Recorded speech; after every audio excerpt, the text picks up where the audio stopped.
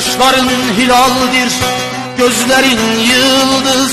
Gözlerime Türkçe bakar gözlerin. Ötükenden doğan güneşe benzer, beni zemheride yakar gözlerin. Gözlerinle asenam, sözlerinle asenam, nazlarınla asenam, her şeyinle Türksün sen. Gözlerinle asenam, sözlerinle asenam, nazlarınla asenam, her şeyinle Türksün sen.